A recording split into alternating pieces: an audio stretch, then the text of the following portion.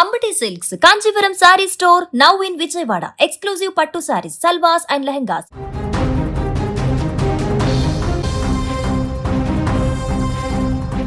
America అధ్యక్షుడికి గండం తప్పడం లేదా?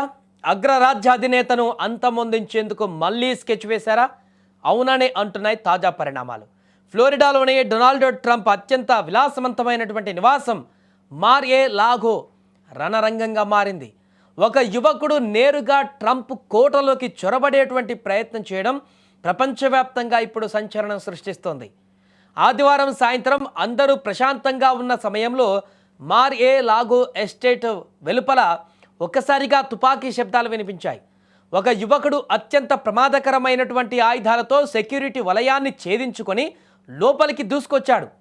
అతడి చేతిలో ఒక సెమీ ఆటోమేటిక్ గన్, మరో చేతిలో మండే స్వభావం ఉన్నటువంటి పెట్రోల్ క్యాన్ ఉన్నాయి.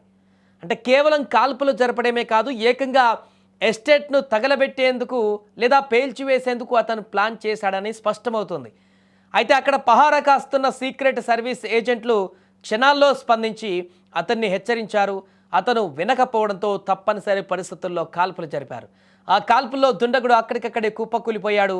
దీంతో ఈ యొక్క వ్యక్తి అక్కడ చనిపోవడం జరిగింది. ఈ ఘటనపైన యుఎస్ సీక్రెట్ సర్వీస్ ప్రతినిధి ఆంటోనీ ఎక్స్ వేదికగా సంచలన విషయాలు వెల్లడించారు. మా భద్రతా సిబ్బంది అత్యంత అప్రమత్తంగా ఉన్నారు. ఒక అగంతకుడు చట్టవిరుద్ధంగా ఆయుధాలతో నివాసంలోకి చొరబడ్డాడు. ఆ గందరగోళంలో మా ఏజెంట్లకు ఎలాంటి గాయాలు కాలేదు, కానీ నిందితుడు మాత్రం మరణించాడు అని ఆయన ధృవీకరించారు. నిందితుడి వద్ద దొరికినటువంటి ఆధారాలను బట్టి అతను ఎక్కడి నుంచి వచ్చాడు, అతనికి ఎవరైనా సహకరించారా అనేటువంటి కోణంలో FBI ముమ్మర దర్యాప్తు చేస్తుంది ఇప్పుడు. సో దీంతో ఘటన జరిగినటువంటి సమయంలో ట్రంప్ తన నివాసంలో లేరని అధికారులు స్పష్టం చేశారు. సాధారణంగా వారాంతాలలో ట్రంప్ మార్-ఏ-లాగోలో గడుపుతారు. బహుశా ఆయన అక్కడే ఉంటారనే ఉద్దేశంతో ఈ పక్కా ప్లాన్ జరిగిందని నిఘా వర్గాలు అనుమానిస్తున్నాయి. ఒకవేళ ట్రంప్ కనుక అక్కడ ఉంటే పరిస్థితి ఎంత దారుణంగా ఉండేదో ఊహించుకుంటేనే ఒళ్ళు గగ్గుర్లు పడుస్తుంది. ప్రస్తుతం ఆయన అత్యంత కట్టుదిట్టమైన భద్రతా మధ్య సురక్షిత ప్రాంతంలో ఉన్నట్లుగా తెలుస్తోంది. ఇక ఇది ఒకటా రెండా ట్రంప్పై వరుసగా జరుగుతున్నటువంటి దాడులు చూస్తుంటే ఇవి యాదృచ్ఛికంగా జరుగుతున్నవి కావు అనిపిస్తుంది. గతేడాది జూలైలో పెన్సిల్వేనియాలో ర్యాలీలో మాథ్యూ క్రూక్స్ అనే యువకుడు జరిపిన కాల్పులో ట్రంప్ త్రుటిలో ప్రాణాపాయం నుంచి తప్పించుకున్నారు. ఆ తూట ఆయన చెవిని తాకుతూ వెళ్ళింది. ఆ తర్వాత సెప్టెంబర్లో గోల్ఫ్ కోర్సులో రయాన్ రూత్ అనే వ్యక్తి స్నిప్పర్ గన్తో వేచి ఉండడం కలకలం రేపింది.